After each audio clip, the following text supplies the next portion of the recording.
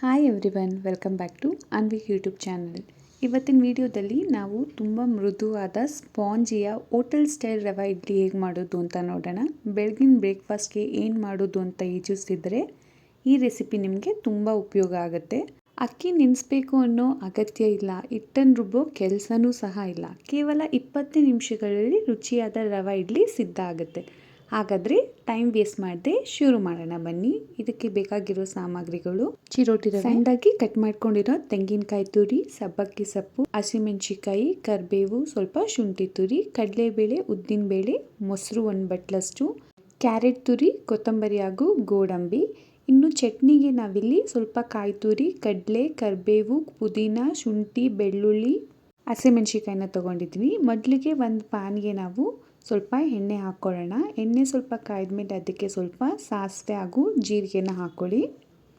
ಸಾಸಿವೆ ಜೀರಿಗೆ ಎಲ್ಲ ಸ್ವಲ್ಪ ಚೆನ್ನಾಗಿ ಫ್ರೈ ಆದಮೇಲೆ ಇದಕ್ಕೆ ನಾವು ತೊಗೊಂಡಿರೋ ಅಂಥ ಕಡಲೆಬೇಳೆ ಹಾಗೂ ಉದ್ದಿನಬೇಳೆನೂ ಸಹ ಹಾಕ್ಕೊಳ್ಳೋಣ. ಈ ರೀತಿ ನಾವು ಕಡಲೆಬೇಳೆ, ಉದ್ದಿನಬೇಳೆ, ತೆಂಗಿನಕಾಯಿನ ಕಟ್ ಮಾಡಿ ಹಾಕ್ಕೊಳ್ಳೋದ್ರಿಂದ ನಮಗೆ ರವೆ ಇಡ್ಲಿ ಮಧ್ಯೆ ತಿನ್ಬೇಕಾದ್ರೆ ಅದು ಬಾಯಿಗೆ ಸಿಕ್ಕಿದಾಗ ಅದ್ರ ರುಚಿ ಇನ್ನೂ ಡಬಲ್ ಆಗುತ್ತೆ. ಈ ರೀತಿ ಸ್ವಲ್ಪ ಕಡಲೆಬೇಳೆ, ಉದ್ದಿನಬೇಳೆ ಎಲ್ಲ ಫ್ರೈ ಆದಮೇಲೆ ನಾವು ಇದಕ್ಕೆ ಸಣ್ಣದಾಗಿ ಕಟ್ ಮಾಡ್ಕೊಂಡಿರೋ ಅಂಥ ಕರಿಬೇವಿನ ಸೊಪ್ಪನ್ನ ಹಾಕ್ಕೊಳ್ಳೋಣ. ಹಾಗೆ ನಾನಿಲ್ಲಿ 3 ಹಸಿಮೆಣಸಿಕಾಯಿನ ಸಣ್ಣದಾಗಿ ಕಟ್ ಮಾಡಿ ಇಟ್ಕೊಂಡಿದ್ದೀನಿ, ಅದನ್ನು ಸಹ ಮಿಕ್ಸ್ ಮಾಡ್ಕೊಳ್ಳೋಣ. ಶುಂಠಿನ ತುರಿದಿರೋದು ಹಾಗೂ ಕೊನೆಯದಾಗಿ ಸಬ್ಸಿಗೆ ಸೊಪ್ಪು ಹಾಗೂ ಸಣ್ಣದಾಗಿ ಕಟ್ ಮಾಡ್ಕೊಂಡಿರೋ ತೆಂಗಿನಕಾಯಿ ತುರಿ ಹಾಕ್ಕೊಳ್ಳಿ.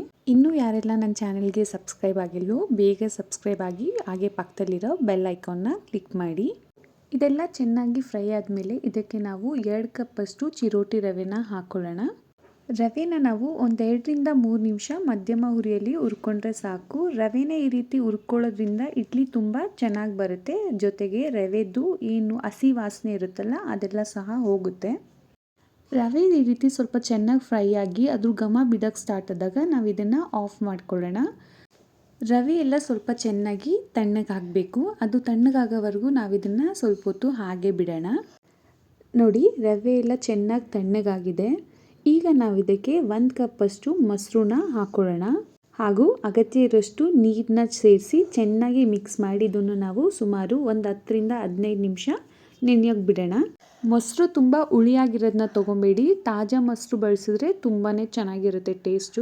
ಹಿಟ್ಟು ತುಂಬ ಗಟ್ಟಿಯಾಗೂ ಇರಬಾರ್ದು, ತುಂಬ ತೆಳುವಾಗೂ ಇರಬಾರ್ದು. ಇಡ್ಲಿ ಹಿಟ್ಟಿನಂತೆ ಮಧ್ಯಮ ಗಟ್ಟಿತನ ಇದ್ದರೆ ಸಾಕು ಇದಕ್ಕೆ ನಮಗೆ. ಈಗ ಇದನ್ನು ನಾನು ಮುಚ್ಚಿಟ್ಟು 20 ನಿಮಿಷ ನೆನೆಯೋಕೆ ಬಿಡ್ತೀನಿ. ಹಿಟ್ಟು ನೆನೆಯೋಷ್ಟರಲ್ಲಿ ನಾವಿಲ್ಲಿ ತೆಂಗಿನಕಾಯಿ ಚಟ್ನಿಗೆ ರೆಡಿ ಮಾಡ್ಕೊಳ್ಳೋಣ. ನಾವು ಮೊದಲು ಒಂದು ಜಾರ್ಗೆ 1 ಕಪ್ಪಷ್ಟು ತೆಂಗಿನಕಾಯಿ ತುರಿ, 2 ಏಲಕ್ಕಿ, 1 ಬಟ್ಲಷ್ಟು ಕಡಲೆ, ಒಂದು ಸ್ವಲ್ಪ ಹುಣಸೆಹಣ್ಣು, ಪುದೀನ ಸೊಪ್ಪು, ಕರಿಬೇವು, 10 ಎಸಳು ಬೆಳ್ಳುಳ್ಳಿ, ಸ್ವಲ್ಪ ಶುಂಠಿ, 6ರಿಂದ 7 ಹಸಿಮೆಣಸಿಕಾಯಿ, ಉಪ್ಪು, ಜೊತೆಗೆ ನೀರನ್ನ ಹಾಕ್ಕೊಂಡು ಚೆನ್ನಾಗಿ ಮಿಕ್ಸ್ ಮಾಡ್ಕೊಳ್ಳಿ. ನೋಡಿ, ಚಟ್ನಿ ರೆಡಿಯಾಗಿದೆ. ನಾವು ಈ ರೀತಿ ಚಟ್ನಿಗೆ ಒಂದು ಸ್ವಲ್ಪ ಶುಂಠಿ ಸೇರಿಸೋದ್ರಿಂದ ಚಟ್ನಿಗೆ ಒಳ್ಳೆ ಸುವಾಸನೆ ಬರುತ್ತೆ ಮತ್ತು ಜೀರ್ಣಕ್ರಿಯೆಗೆ ಸಹ ಸಹಾಯವಾಗುತ್ತೆ. ಈಗ ಇಡ್ಲಿ ತಟ್ಟೆಗೆ ಸ್ವಲ್ಪ ಎಣ್ಣೆ ಹಾಕ್ಕೊಳ್ಳೋಣ. ಎಣ್ಣೆ ಹಾಕ್ಕೊಂಡು ಅದನ್ನು ಈ ರೀತಿ ಕ್ಲೀನಾಗಿ ಸವರ್ಕೊಳ್ಳಿ. ಮೊದಲಿಗೆ ಈ ರೀತಿ ಗೋಡಂಬಿನ ಮಧ್ಯದಲ್ಲಿ ಇಟ್ಕೊಳ್ಳಿ. ಈ ರೀತಿ ಗೋಡಂಬಿ ಹಾಕೋದ್ರಿಂದ ತಿನ್ನೋಕ್ಕೂ ಒಳ್ಳೆ ರುಚಿ ಸಿಗುತ್ತೆ, ಹಾಗೆ ನೋಡೋಕ್ಕೂ ಕೂಡ ತುಂಬಾ ಚೆನ್ನಾಗಿ ಕಾಣುತ್ತೆ. ಈಗ ನಾವು ಸಣ್ಣದಾಗಿ ಕಟ್ ಮಾಡಿ ಇಟ್ಕೊಂಡಿದ್ವಲ್ವ ಕೊತ್ತಂಬರಿನ, ಅದನ್ನು ಈ ರೀತಿ ಗೋಡಂಬಿ ಮೇಲೆ ಹಾಕ್ತಾ ಬನ್ನಿ. ಕೊನೆಯದಾಗಿ ತುರ್ಕೊಂಡಿರೋ ಕ್ಯಾರೆಟ್ ತುರಿನ ಸಹ ಹಾಕೊಳ್ಳೋಣ ಈ ರೀತಿ ಮೇಲ್ಗಡೆ. ಈ ರೀತಿ ಕ್ಯಾರೆಟ್ ತುರಿ ಹಾಕೊಳ್ಳೋದ್ರಿಂದ ಇಡ್ಲಿ ಆರೋಗ್ಯಕರವಾಗೋದ್ರ ಜೊತೆಗೆ ತುಂಬಾ ಸುಂದರವಾಗಿ ಕಾಣಿಸುತ್ತೆ, ನಾನು ಮುಂಚೆನೆ ಹೇಳಿದ ರೀತಿ. ಈಗ ನಾವು ಇದ್ರ ಮೇಲೆ ಇಡ್ಲಿ ಹಿಟ್ಟನ್ನು ಹಾಕೊಳ್ಳೋಣ. ನಾವು ಇದಕ್ಕೆ ಯಾವುದೇ ಈನು ಅಥವಾ ಸೋಡಾ ಏನು ಬಳಸೋ ನೆಸೆಸಿಟಿ ಇಲ್ಲ, ಹಾಗೇನೆ ಇಡ್ಲಿ ತುಂಬ ಸಾಫ್ಟಾಗಿ ಬರುತ್ತೆ.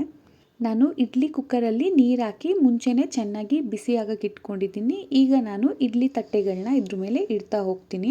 ಇದನ್ನು ನಾವು 10ರಿಂದ 12 ನಿಮಿಷ ಬೇಯಿಸ್ಕೊಂಡ್ರೆ ಸಾಕು. ತುಂಬ ಮೃದುವಾದ ಸ್ಪಾಂಜಿಯಾದ ರವೆ ಇಡ್ಲಿ ರೆಡಿಯಾಗಿದೆ.